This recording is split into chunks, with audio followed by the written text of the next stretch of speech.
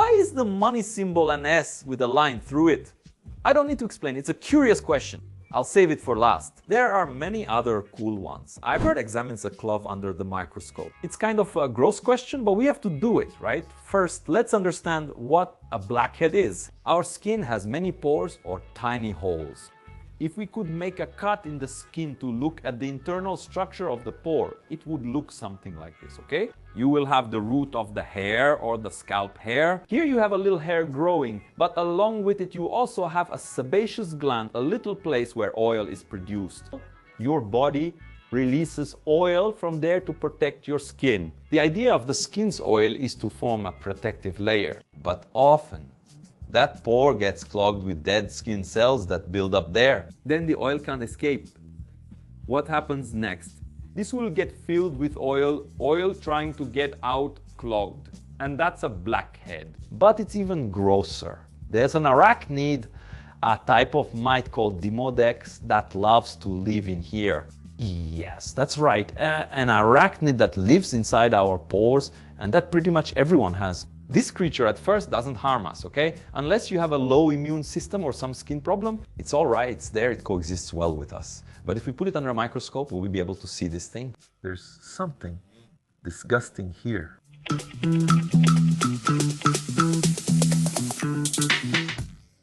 Wow, what a mess here on the glass. Look, you can clearly see the grease spread out. There are some granules here that are kind of creepy.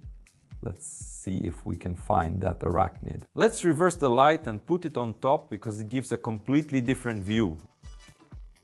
It's worse because when we shine the light from above, you can kind of see it. In a way, that's more like real life, actually. But as for arachnids, I can't find any good ones here. Anyway, if you wanted to see a blackhead under the microscope, it's this disgusting goo full of little bits of skin. My horse ate a techniconic sign. Is there a risk he'll speak with a mistake on the proper oxytone?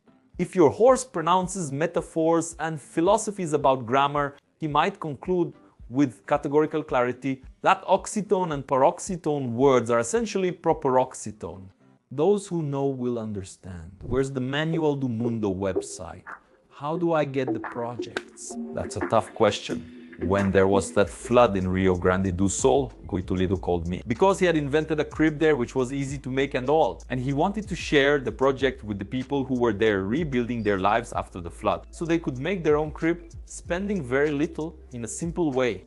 He then asked if the crib project could be added to the Manual do Mundo website so he could upload some files, explain it in writing how to do, because it's hard to leave it just in the video, right? You really need a little project guide for someone to follow along. The worst part was the Manual do Mundo website was a mess. It had been up for a while and I hadn't fixed or uploaded anything. In the end, we didn't have a good solution to help Guy at that moment because he could have uploaded it to Drive or something like that. People download it, but it doesn't appear in searches or is hard to find later. That stayed with us. It's not only a Manual do Mundo issue. There isn't a website in Brazil in Portuguese where people can upload their maker projects, where people can exchange files there, 3D printing, laser cutting, electronics projects, teaching ways to make things. And that's when we thought, hey, Manual do Mundo needs to solve this. And yes, we've decided to fund this project, and the website like this will be launching soon, brand new and fresh. We're not only putting the Manual do Mundo project there,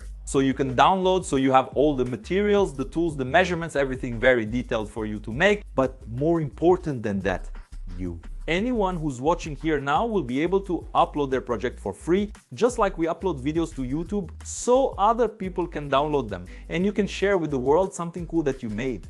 I've always thought that in this maker world, right? Of building things, of using these industrial technologies to make things at home like Arduino, 3D printers and all that. There's something really cool, which is exchanging ideas with other people, right? It's being able to make your project evolve with the help of others. It's about creating, sharing and letting others build on it. Being a maker is cool and important. Let's go. The site will be called Manual Maker, which is to honor that course we launched back in 2019 and then released several cool projects afterwards. We're launching it in a week and you'll already be able to sign up to create a list of your favorite projects and put your own stuff online. And of course, to give this story a great kickoff, we chose 8 really cool projects that we had here at Manual do Mundo. They have to do with sustainability, with cool materials to work with, and with skills that are great for beginners. As coisas piada. For those who haven't started making their own things yet, to get interested,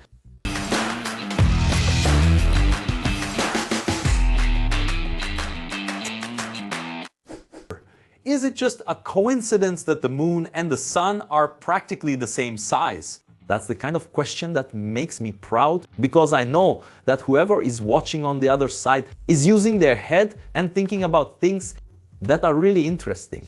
This shows a solar eclipse. What is that? It's when the sun, moon, and earth align and the moon moves in front of the sun. It covers the sun, so it's daytime and suddenly everything gets dark, it becomes night. And as you can see in the image, the moon is practically the same size as the sun when we look from here on Earth. Both disks that are the same size. And yes, that's a really absurd coincidence. It's a very rare thing to happen. Does this happen with any other celestial body in the solar system? Why? Because the sun is about 400 times bigger than the moon, if we look at the two disks. But the sun is also about 400 times farther away. So, when viewed from Earth, they look the same size in the sky. But there's more. The moon's path around Earth isn't a perfect circle, it's an ellipse. What does that mean? Sometimes the moon is closer to Earth, and sometimes it's farther away, as you might expect. When it's a little farther away, we see the moon a little smaller. So if an eclipse happens at that time and you look, the moon can't completely cover the sun. It actually looks a bit smaller. What happens then is an annular eclipse when the moon can't completely cover the sun.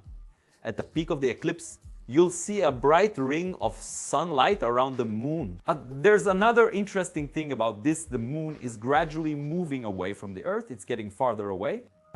It's hard to notice this in our lifetime because the movement is so slow. But a few million years from now, the moon will be in a position where it won't be the same size as the sun in the sky anymore. It will look smaller. So there will never be another total solar eclipse. The moon will no longer fully cover the sun. Every eclipse will be annular. If you like astronomy, you already know that, right? We just released Mystery of the Universe, a beautiful book for you to learn the first lessons of astronomy. Why does dividing a number by 1/2 or 0.5 results in multiplication? For example, 50 divided by 0.5 equals 100. And it's true. If you don't believe it, try it on your calculator. Now, 50 divided by 0.5 equals 100. What's the logic behind that? To explain, I need to name the parts of a division, okay? The number being divided is the dividend. I remember this because it's the number we divide, which is why it's called the dividend. The divisor is the one that divides, correct? So 4 is the divisor here of 8. The quotient is the result. If there's anything left over, there would still be the remainder here. But we're not going to work with that today, so we don't make it complicated. How does this calculation work? When we're doing a division, we're asking how many times the divisor fits into the dividend. In this case here, how many 4s are there in 8? And how many 4s fit into 8? How many 4s are there? 2. So we have that if we take 2 4s, we get 8. 2 times 4 is 8. But let's change this here. So let's divide that calculation. 100 by 0.5. How many times does 0.5 or how many times does half fit into 100? 200 times. 200 times half is 100. It's really strange. The first time I saw this, I thought it was strange, but it makes perfect sense when you explain it this way. Now, this phenomenon is going to happen every time you divide by a number that is less than 1. If you divide by 0.1 here, for example, how many times does 0.1 go into 100 1,000 times? It's that simple. If you've never thought about it this way, I think it's worth giving a thumbs up below the video. I'll admit I didn't know how to explain it this way myself. I researched multiple sources to learn how a number can increase when divided. How did people with myopia live?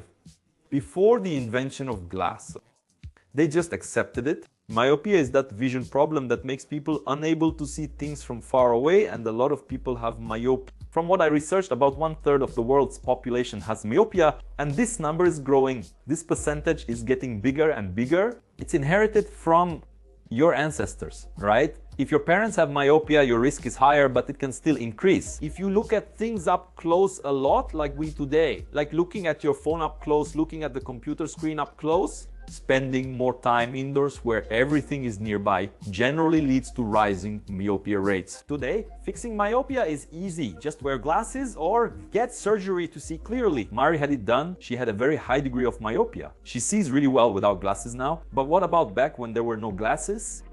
First, I have the impression, just my impression, okay, that it wasn't necessary to see as well as it is today.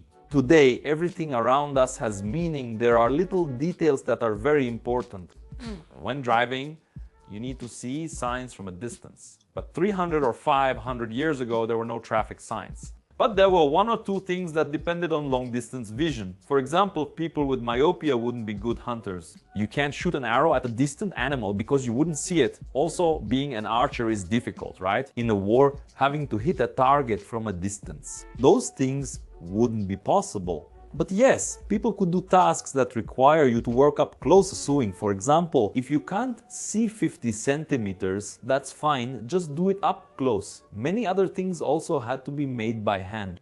So, let's do some woodworking, let's do some carpentry, make a shoe, build a sculpture or something like that. All of that could be done without seeing very well from a distance. So answering your question, yes. Any vision problem a person had, or even a physical problem, they would need to adapt to the environment there. But isn't it also important to know when glasses were invented? The first real glasses with two face-fitting lenses were invented in Italy in the late 13th century. More or less around the years 1200, almost reaching 1300. But at that time, glasses didn't become popular, okay? It's not like everyone started walking around with glasses on the street. That only became popular after we industrialized the process about 100 years ago.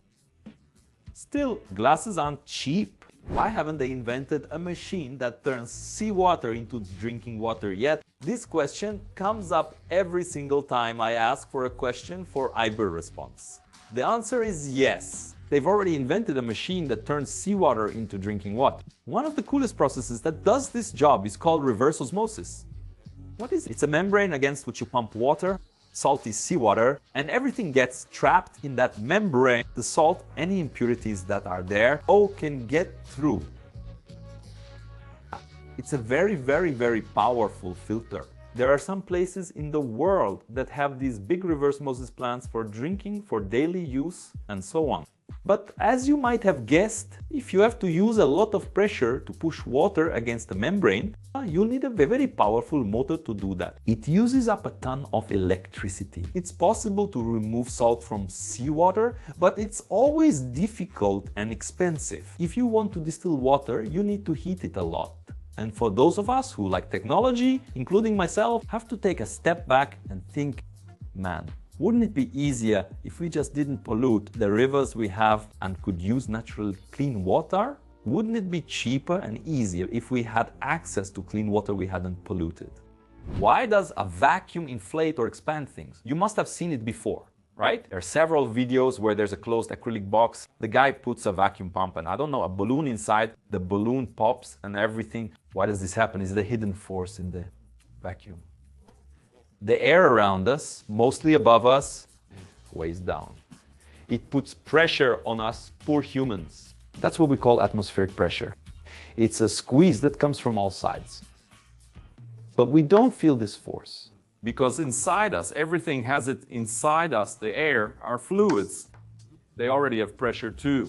Everything is under a lot of pressure. When you blow up a balloon, like this yellow one I'm drawing, you need force to get air inside. That force overcomes the balloon's resistance and its elasticity, but also to make space against the pressure that's squeezing the balloon. You have to overcome this atmospheric pressure. So, in the end, the balloon also has pressure inside it. The pressure inside the balloon is fighting with the pressure from outside. The atmospheric pressure squeezing the balloon. But the balloon also has air inside. That air pushes from the inside out. You reach a balance where the balloon stops inflating or being squeezed further. At that point, forces from inside and outside are equal. A vacuum is created when atmospheric pressure is removed. There's no air. That pressure is gone. If we place a balloon in a sealed box and remove all the air, only the pressure from the air inside the balloon remains. External pressure is gone. What will happen? The balloon fills up, it expands, because the air inside it no longer encounters any resistance around it.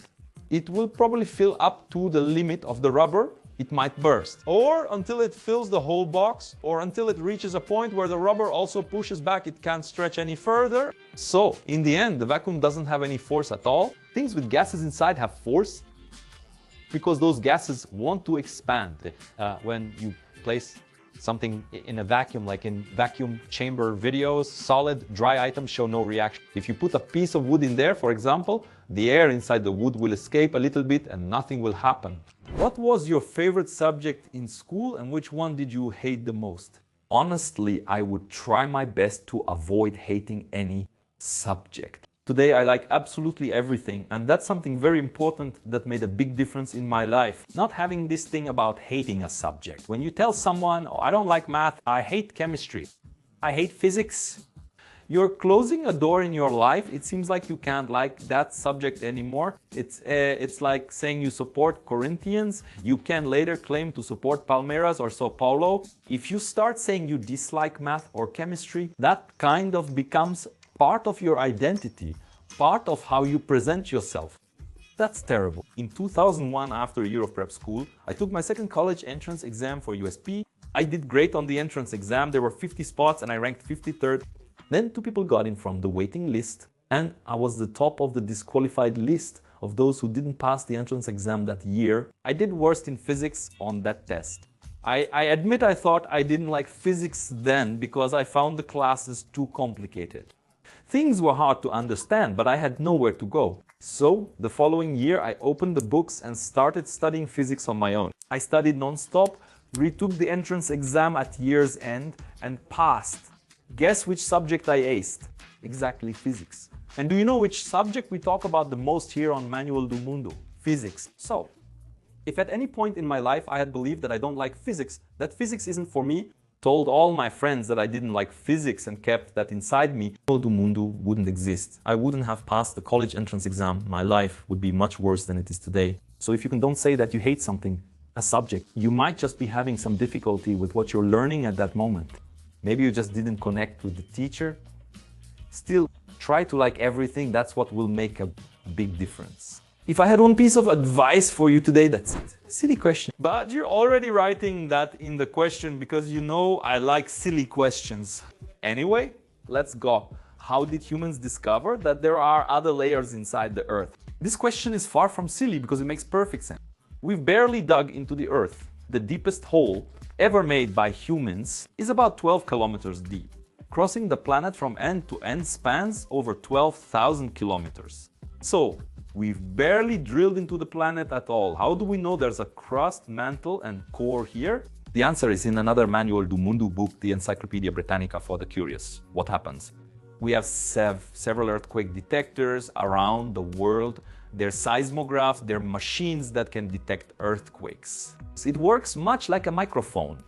In fact, we've built a seismograph on Manual do Mundo in a video sponsored by Petrobras. But how does that relate to Earth's inner layers? What it has to do with it is that when an earthquake happens, it's like we're shaking a little piece of planet Earth right there. It's like a sound that the planet is sending inside itself. It's a sound that humans can't hear because it's an infrasound, it's below the range of sound. They are vibrations slower than the sounds we hear. They are very similar to actual sound. So these seismographs that are spread around the world, as if they were microphones pointed at the ground, kilikums. They can figure out how long it took for that sound wave, that infrasound, to get here. They can figure out, wow, did it reflect off something down there? Depending on the vibration, it may reflect off the material and return, not reflect, or take longer to return. Anyway, there's a network of seismographs that are constantly reading this information. By cross-referencing this data, scientists can understand what's inside Earth. That's, I don't know, something that scientists have never actually seen. They just did some calculations there. Waves move in both directions.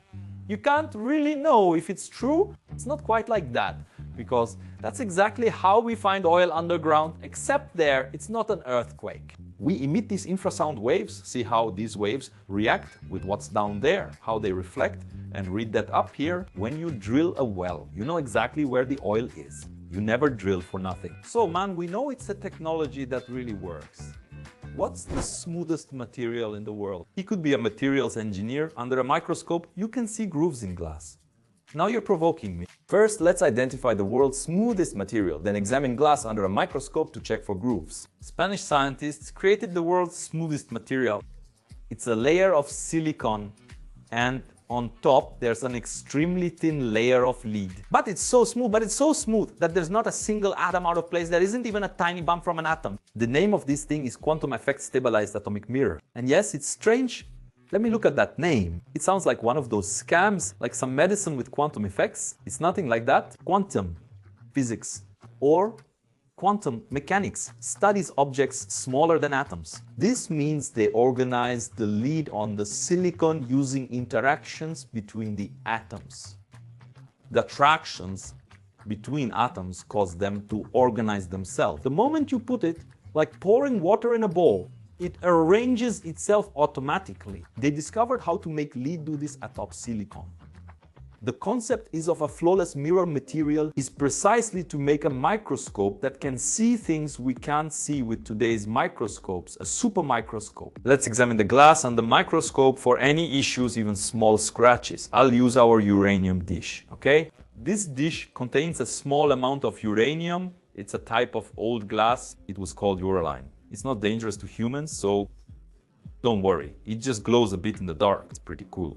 But looking at the dish like this, it has a few light scratches. You can't really see much though. Let's put it under the microscope. I'll start recording the glasses under the microscope. Whoa. Yeah, I think you were right. You can see a lot of scratches here, several imperfections in the glass, clearly. And I'm still on the simplest magnification, the weakest one. Let me switch to a stronger magnification here. Look at that big scratch. Wow. Yeah, you were right. The glass looks smooth, but even where it's not scratched, you can notice the texture here from when it was made, polished, and so on. In fact, the glass is far from perfectly smooth. Why does frozen food last longer without spoiling? There are several things that happen when you freeze food. The first is that normally food decomposes, it rots, because there are a lot of fungi and bacteria that eat and reproduce in the food. These microorganisms usually have a good temperature, an ideal temperature for this to happen, which is more or less the temperature we live in, about 20, 30 or 40 degrees Celsius. When it freezes, it's below zero, so that already makes life much harder for these creatures, and they'll have a lot of trouble reproducing. But that's not all. For them to be able to move around, mate, eat, or even expand, they need water, they need to occupy space. When you freeze the water, everything there stops moving, there's no way to move. And that's not all. Both plants and meat have enzymes. They are chemical substances that exist inside and cause chemical reactions in the food. When you leave meat on the table, it's not only fungi and bacteria that will eat it. The meat itself also decomposes because of the chemical substances inside it. And guess what? When you freeze it, you also stop the action of those enzymes because they get stuck. They can't attack any cells there to destroy them. So in the end, when you freeze food, you also freeze its rotting process. You stop, you hit a pause on the food's decay. But there's something very important. Those fungi and bacteria don't die from the cold. When you thaw it, everything starts happening again. So you have to be careful with what you have frozen. You can't grab frozen meat with dirty hands or thaw it anywhere without protection. Fungi and bacteria attack again. How do you know the correct pressure to put in your car tires? That was a question I always had too until I found out that you just have to look at that part inside the door. There's a sticker there with the pressure you need to put in the tires. It varies by car. For pickups, there are separate pressures for loaded and unloaded conditions. Of course, if the car is very old and someone's already removed that sticker, then you'll have to do some research on that car model. When filling them, if they're empty, I put about 28 or 29 pounds in each tire. How much do you use? Jansen, if there's no info, set it to 32.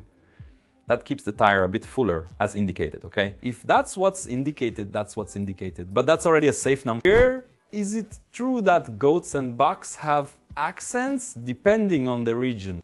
I don't have an accent, man. Hey, bro. Of course, there's an accent. There is an accent, yes. Man, I think it's really funny when someone says they don't have an accent. because there's just no way you don't have an accent. There's no such thing as a neutral accent. Each region has its own way of speaking, which is always going to be different from the others. I'm here in Sao Paulo and have a bit of a countryside accent, which is completely different from someone who lives in Manaus, Mato Grosso, Rio Grande do Sul, or Pernambuco. What I can say is that maybe I don't have an accent within my own group, because I speak exactly the way the people around me speak, that's all. But compared to someone from outside, I'll always have an accent, all right? But does this also happen with goats? Do different groups of goats have accents? Scientists listened to several goats around the world and realized that yes, goats have accents, and they learn this way of speaking with the group. And when the goat is taken out of this group, it starts to change the way it speaks. It kind of starts losing its accent or picking up a different accent. One of the scientists' hypotheses, one of the possibilities they see in this difference in accent among goats is that this way it's easier to identify when a goat is from outside the group. So if a goat shows up saying, "Hey bro, how are you guys doing? You know, she's not from there," then the other goats go over to question her. "Hold on, where are you coming from? What's up, bro?" No, I'm using the same accent. "Oh, hey, bro, what are you doing here, showing up like that? What are you thinking? Or are you entering someone else's land without speaking to us?" I believe any communicating animal likely has an accent. How does fabric softener make clothes softer? What's different about this stuff compared to soap, for example? What fabric softener does is that it kind of varnishes the fibers of the fabric. Deep inside, there's a thin lubricant layer. So what happens next? The fibers of the fabric start to slide better against each other. So this makes the fabric feel softer. It moves better within itself, right? It gets softer. And of course, if the fibers slide better against each other, they also slide better on your skin. So, a sheet washed with regular soap will be different from a sheet washed with fabric softener. If gravity pulls everything down, why do gases and smoke rise? It's true, gravity pulls, but it pulls more what is denser, what has more matter in it. So, the moment you put a soccer ball in water, for example, the soccer ball pops out because gravity is pulling the water around it more than the soccer ball. The water ends up kind of pushing the ball upward. This happens with hot air as well, ekaba. The moment you heat it there, it expands and ends up being less dense than the air around it. Then it will float as if it were a soccer ball in a pool. It rises as well. Most of the time, smoke comes from something hot. It comes from a fire, something like that, and then those particles that are there, right? Actual solid particles. If you take smoke, there's a lot of solid stuff, but it ends up rising along with the hot air. That's why smoke rises. But if we cool smoke, would it sink? Let's test it. Look, I'm going to set up a kind of paper tube here, and we're going to light one end on fire. This is an experiment where we get smoke that actually goes down, not because it got cold, but because the more solid particles on one side of the paper tube end up falling. They end up not following the flow of hot air. I'm going to hold this thing in roughly this position. I left this glass in the freezer. It'll collect smoke down here. Let's see. This smoke works too, right? The glass was too low. It was too low. Here. Look, this smoke goes down here inside the paper tube because it didn't have time to heat up. So the particles are denser than air and they naturally go down anyway. The thing is, when you put it inside a cold glass, the air that's part of this smoke will cool down a lot. So theoretically, this glass is getting filled with trapped smoke. Let's see if this idea works. Will it?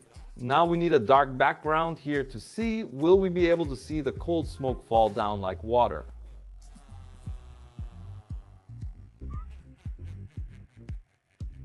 I think it just didn't go down any further because in the end we shine the light on this black surface. It heats the board, causing the air to rise and create conflict. If you look again, you'll see that it tries to go down, ends up going up because probably the air around it rose. And now I'm going to have to erase this properly, right? What are those little worms we see when we look at the sky? That must have happened to you, right? The sky looks beautiful. Then you look at the horizon like this. You see some little things kind of moving, kind of falling, some strange little worms. These things are called floaters. If this happened to you, you were probably in a rural place, like a farm. Some fly laid an egg in your eye, and those are the fly larvae moving around inside the fluid of your eye. But that's not it. It has nothing to do with that. The name is actually floaters, but it has nothing to do with fly. If we could cut into our eye to view it from the side, you can tell we're becoming experts at cutting body parts to see them sideways. Like this from the side, what you would see is more or less this. Okay, the eye is here inside your skull. There's a kind of sphere, almost a sphere. Here in the front, we have the lens of the eye, which is the crystalline lens. And here in the back, we have the retina, which I painted yellow. It's a sort of eye sensor. And this space is filled with a kind of gel, which we call vitreous humor. This gel, as time goes by, starts releasing some little clumps, some little pellets, and these pellets float around here inside the gel. They cast a shadow on your retina, the eye sensor. If it were a digital camera, you could say the sensor is dirty or something is blocking it. And what's interesting here is that since these little clumps are kind of floating in a sort of gel, as you move your eye back and forth, they move, or they even stay kind of drifting down there like something lost in the water. This doesn't do any harm. Pretty much everyone has it. It's only a problem if you start seeing a bunch of them at once, or if along with that you start seeing some flashes. Then it's better to see an ophthalmologist. Why do we celebrate birthdays every 12 months and not every 9 months? The word birthday is related to the word year. So we celebrate our birthday every year or every 12 months. But let's agree that this would be a pretty memorized answer, a lame answer. And here, this is Manuel do Mundo. And here we need to give a much better answer, which is this one, right? You know that a year is the time it takes for planet Earth to make a complete revolution around the sun. The question is, why is this important for our lives, right? What does this have to do with me? How does this change my life? Why should I celebrate any kind of anniversary, any new year, and so on? It does change. It really does. Throughout the year, we have 4 different seasons. This isn't as noticeable for those who are near the equator. But as you move away from the equator, this becomes more and more different, right? Winter and summer keep growing more distinct, meaning winter will always occur annually. Other phenomena include, like the flooding of a river will happen once a year, or, for example, a certain fruit will grow once a year. If you want to plant something there, you know it's going to rain at a certain time of the year. You'll plant at the right time of the year. This means that there are cycles that repeat every year. So when it's New Year's, you know there are a series of cycles that will repeat. Humans began organizing themselves that way, which is why you see it in college, school, and elsewhere. We spend a year and then move up a grade. And that's why we celebrate birthdays. It means a new cycle will begin in your life. How does the ABS braking system work?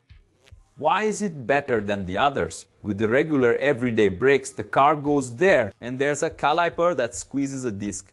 Or there's a brake shoe that presses against a cylinder that's spinning there. This is what usually happens. You step on the brake and the caliper clamps onto the disc. But in a car with ABS, which stands for anti-lock braking system, that won't happen. The caliper won't lock onto the brake disc. When you really step on the brake, it will pulse, brakes and releases, and releases, and releases, and releases. Strange, right? Wouldn't that make the braking worse?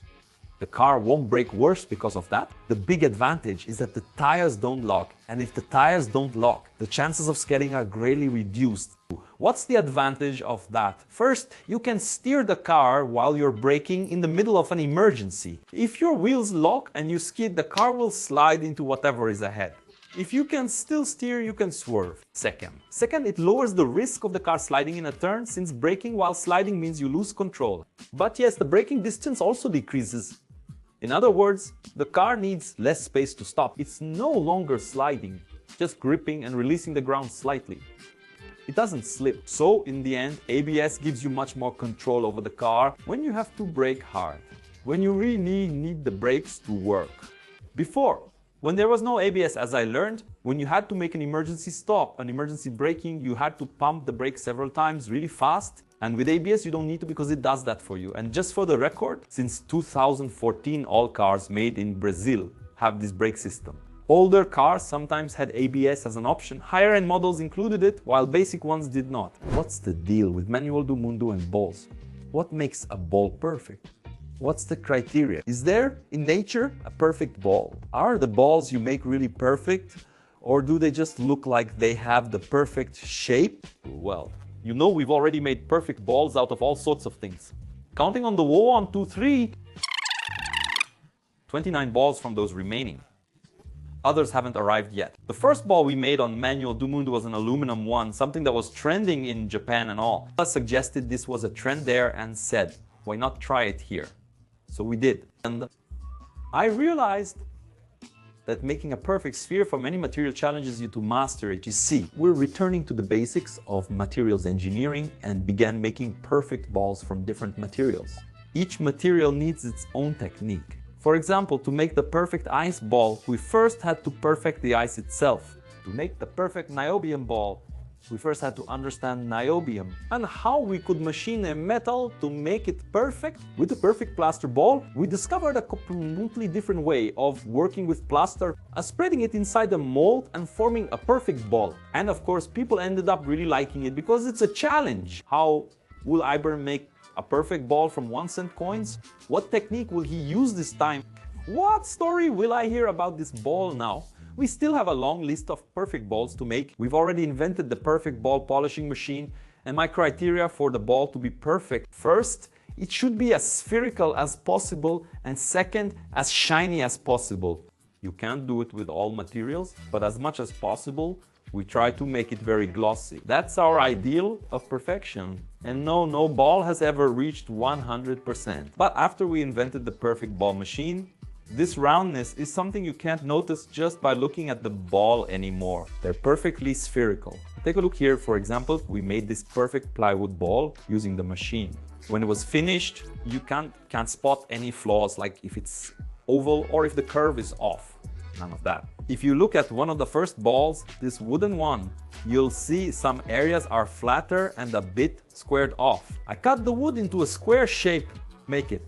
Back then I sanded everything by hand because I didn't have any tools. I still use this size as my standard for making the next balls, always aiming for about this size. It may be slightly bigger depending on the material. But this is our ideal of a perfect ball. But one of the questions here was whether there is any perfect ball in nature. Let's grab the globe for a bit to change things up if you don't, right? And answer me. Earth is nearly a perfect sphere. Want to see?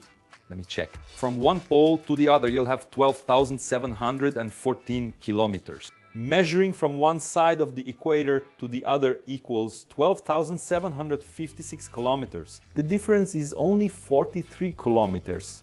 So, the planet is a little bit flattened, but it's something absolutely imperceptible.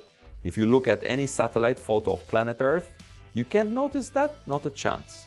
Geo. The Sun is a much better sphere than the Earth.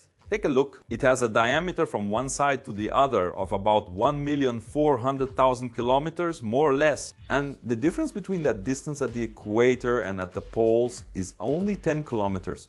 That's ridiculously absurd. So the Sun is our new inspiration for making perfect spheres. Gabrielis, a channel member, always has a question ready for everyone here. Were electric cars around in the 19th century? If so, why did they only gain popularity recently? It's true, Gabriel, the first mass-produced electric car, not just a prototype, but actually sold to people, was produced in Germany in 1888 and was called the Flocken Elektrowagen. From the name Elektrowagen, you can already tell it's an electric car. At that time, the car was practically just being born. So the electric car was much more interesting than a combustion car, because the combustion engine had just been invented. A gasoline engine that was going to be noisy, very loud, fragile, and prone to issues due to many moving parts. It smelled bad and released lots of smoke. When starting the gasoline engine, you had to crank it with a handle, which was really tough. The electric car lacked all that. It had no smell, no vibration, just a battery, making it more interesting. But things began to change. The combustion engine became more reliable. It was an engine that was quieter, emitted less smoke, vibrated less, and had a longer range. And that means it could go much farther later. They invented a starter motor, so you didn't have to keep turning the crank. On the other hand, the electric car couldn't evolve much. The batteries were heavy, so the car didn't have much range. It was weak, couldn't go very far, the battery took a long time to charge, and the speed was low as well. Then, around 1920, less than 30 years after the first electric car was invented, electric cars had mostly disappeared because they weren't practical. So, why are they making a comeback now? Why is there a surge in electric cars again? Because this battery problem is being solved. Today we have batteries that are much lighter and they can store much more charge. It means you have greater range, you can go farther, and they also recharge much faster. You can't say electric cars are popular yet. Since they're still more expensive than combustion cars, the battery remains costly, making up nearly half the car's price. So, when we have a slightly cheaper battery and also a distribution network where you can charge the electric car anywhere, then I do think it will become a truly popular car. It's a car that will probably sell more than combustion engine cars. And after all, why is the symbol for money an S with a line through it? What I'm going to say is not a consensus. That means we're not absolutely sure that this is the real story, but this is one of the most accepted explanations that the dollar sign comes from the Spanish peso. What happened in Co? The Spanish arrived in America. Then they took over a very large territory and started to exploit the minerals that were here. One of the most important was silver. In Bolivia, they practically discovered a mountain of silver. They started extracting that silver like crazy. I don't even need to mention that all of this happened while devastating the entire population that was here, and they kept making silver coins. I have one from that time right here. Take a look. It's here in our cabinet of curiosities, which was a project we never finished. We'll keep adding to it. Here it is, a silver coin from 1618. It was minted. It was made between 1618 and 1621 in Potosi, Bolivia, which was exactly where there was that giant mountain of silver. This was the era's international currency, like the dollar today, and it had several names. Look, I wrote it down here, piece of 8, Spanish dollar and peso. At the time, peso was often abbreviated by placing the letters P and S on top of each other. Eventually, the belly of the P vanished, leaving only an S with a small line through it. It's worth noting this is one of the world's most used symbols, though there are others for money, like the euro. Uses a kind of E with 2 lines through it. The Japanese yen is a Y with 2 lines underneath. There are many different currency symbols. This was another Iber response. I've been working hard to pick questions from different topics where we can do a little experiment, like the one with the smoke, others that we can look at under the microscope, others that have to do with geography, astronomy, engineering. Anyway, it's a space for us to learn together, and I enjoy making these videos. Please leave a like below. That's it.